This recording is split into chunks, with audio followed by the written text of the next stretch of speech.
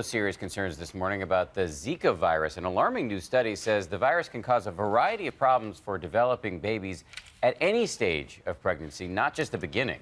That's right. There are at least 192 reported cases in 32 states and Washington. And ABC News chief women's health correspondent Dr. Jen Ashton joins us now with more. Jen, this study is really changing the way we are thinking about this. Should expectant moms be worried? That's what a lot of people will want to know. Well, I think everyone is concerned, both pregnant women and obstetricians and public health officials. At this time, absolutely still more questions than answers. I want to be clear. But this was a study appearing in the New England Journal of Medicine, followed 88 pregnant women in Brazil who had symptoms of Zika. Most of them went on to test positive, and then most of those women were followed with ultrasounds during their pregnancy.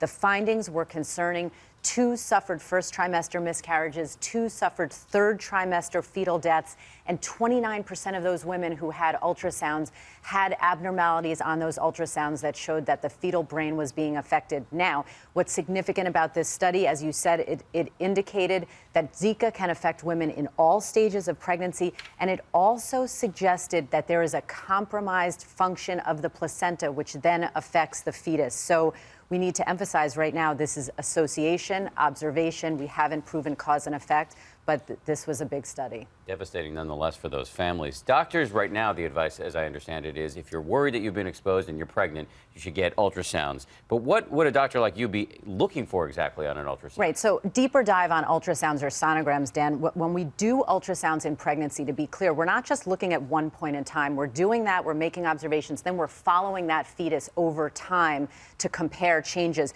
We're looking at the size of the baby with respect to the dates that the mom is in her pregnancy, and we're seeing if the baby stays along its growth curve. We're measuring the circumference of the fetal head, and then we're doing sophisticated Doppler studies by ultrasound that looked at the umbilical blood flow and the flow in the baby's brain, and we're looking to see an indication, is that fetus doing okay?